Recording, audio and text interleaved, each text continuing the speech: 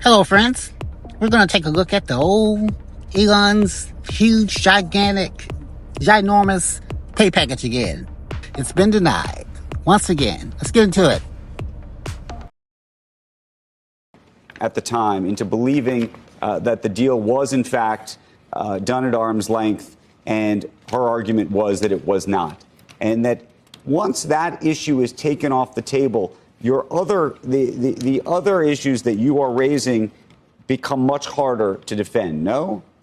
Well, I think that her original decision actually had two components. That was one big part of it. But another really big part of it was how close the ties were between the directors and Elon Musk.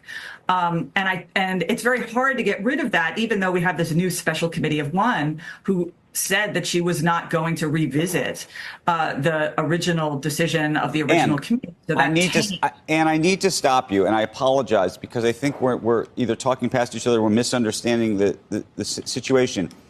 The secondary issue was the close ties. I agree with you about the board, but the issue that was raised was therefore about disclosure or an understanding that there were these ties.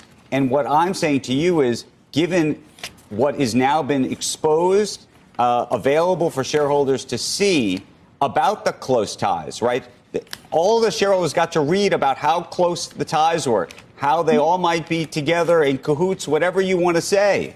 And so now that you know that and you vote in favor of that, I'm trying to understand how that unto itself is now still an issue in this context. You could still debate whether the governance at this company is appropriate. We can have that discussion. That's different than this particular issue.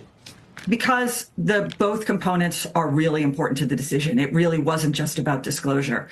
Additionally, it is not 2018. It is 2024. So then we have to ask, was this set of proxy disclosures about why the pay package is being given in 2024 sufficient? So now, even if with full disclosure about what happened in 2018, it's not 2018 anymore. So now we have all kinds of questions like, if he doesn't get the pay package, does he take artificial intelligence to other companies? If he doesn't get the pay package, there was a suggestion he would leave, but that wasn't clear. So do shareholders know that what they're even voting on? So now we have this additional set of issues about the process by which this vote unfolded, coupled with the original taint of the close ties of the directors to the original pay package. And that can't go away as easily. But we're going to start with news that Elon Musk has had his Tesla pay blocked by a judge. According to a decision in a Delaware court, the Tesla chief executive's record-breaking $56 billion pay award will not be reinstated.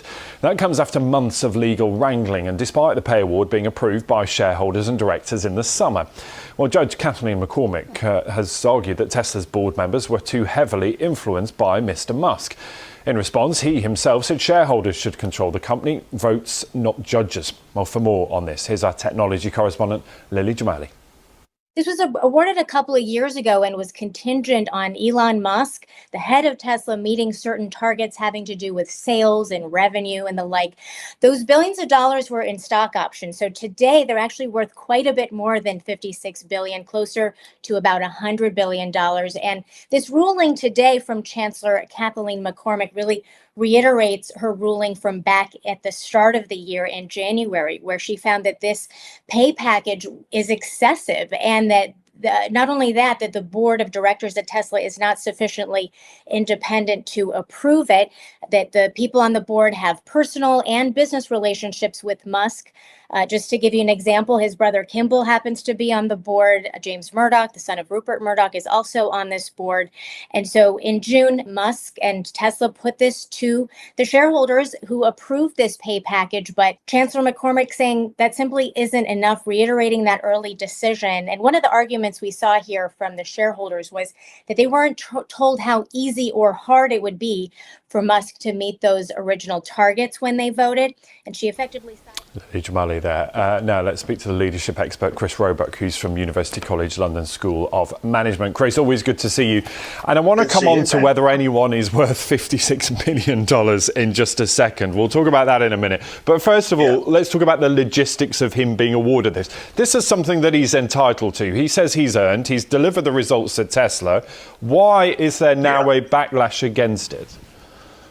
Well, there is a wider point here about how he's done this. There are questions around honesty, integrity, transparency. And if you take the wider point, if you make the judgment that Musk is not demonstrating those, how can he expect his employees to demonstrate those and make Tesla work? Because if you look at how this is rolled out, as your reporter previously said, the judge has found that the board was excessively influenced by Musk. There's other details that suggest that the shareholders weren't made fully aware of quite how easy it was for Musk to get this. So you could say that this is a sleight of hand. So yes, technically he has deserved the award, but the fact that shareholders were perhaps to some degree had over in terms of how easy it was to get means that there are questions about it. Okay, so what is a better way of governing a company like that? What power should shareholders have? And what sort of checks and balances should be in place to make sure that maybe someone like Mr. Musk doesn't have too much influence over those who are deciding this sort of stuff? Well, Ben, this is one of the big questions about executive pay that we've been talking about perhaps for the last 20 years. The fact that somebody has to decide what a CEO does and what he gets for doing that. And that should be the board, a remuneration committee, and then the shareholders. But as you and I have discussed in the past, we have seen numerous cases where what has happened is that CEOs have pressurized remuneration committees and non-executive directors to get their way, and then they've pushed it through shareholders. And that's the problem. If you have a strong CEO who can exert pressure and influence such that even independent directors are under pressure, and we've seen cases where independent directors who have resisted CEO pressure have somehow been made to leave the organization.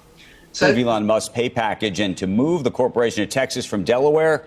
Joining us now to talk about the legal hurdles that Musk might face to make the pay package a reality, Ann Lipton, associate professor in business law and entrepreneurship at Tulane. Good morning. We've been speaking about this with you now for several months as this has progressed. Were you surprised by the outcome of the vote? Not really. I mean, I think most people, up until very recently, most people were predicting that the package would be approved. So I don't suppose it's surprising. I'm a little surprised, I guess, by the vote in Texas. I thought there might be a little bit more opposition, but in fact, more shareholders voted for that move than voted for the pay package. So given how apparently overwhelming the vote has been, how do you see a judge in Delaware viewing this entire situation? Is this now a moot issue, or do you think that it's much more complicated? I think it's much more complicated. Overwhelming, actually, the numbers are hilarious. They just came out. The numbers are almost identical to what they were in 2018. 72% voted in favor, 73% in 2018. But I think that there are more legal hurdles. I mean, like, on the one hand, I think that there is a sort of, emotional component. The shareholders voted again. She said the first time that they were misled, and now, having seen her full opinion, they voted again in favor of it. And I think that does carry like emotional and rhetorical weight. But I think there are also strong legal arguments that this vote was strong-armed, or that it's not particularly economically productive to Tesla in light of the fact that they might give a new pay package to him, very likely will. I think those arguments still have weight, and we'll have to see how it plays out. But am I misunderstanding? I've read this decision now many, many times, and the central component of the decision that has the most weight, I think, was about the disclosure issues, was about the process, was about the idea that the shareholder was somehow hoodwinked at the time into believing that the deal was, in fact, done at arm's length, and her argument was that it was not. And that once that issue is taken off the table, the other issues that you are raising become much harder to defend, no? Okay, friends, let's be honest. Another issue, another example of the rich getting richer. The guy writes his own $56 billion check. $56 billion. That's like hell, maybe a couple 100,000 of one of those billions. What I could do with that? It'd be awesome. But extra 56 billion to a guy who's already the richest man in the world. Yeah. Did he earn? I guess he earned most of it, I guess. But you got a whole board of shills, your brother and a no good Fox guy, one of those horrible people who run Fox News. Can't think of his name right now for some reason. But come on, it's ridiculous. Yeah, they're okay with it. Of course, they're okay with it. I mean, he's forced them to be okay with it. And let's not pretend like they're not making a pretty penny also. So, I would like to know exactly though what, if they all agreed to this. And I guess the shareholders really can't, the average shareholder like me, we can't really do anything about it.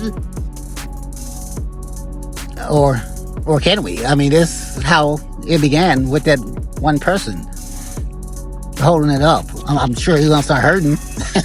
No one on that board is hurting from any of this. But it's gonna be interesting to see how this continues, how it ends. Because it's pretty obvious this judge, she's not gonna just fold and bend the knee and say okay. So let's keep an eye on this and let's keep watching, and let's see if the rich keep getting richer. Thanks for watching.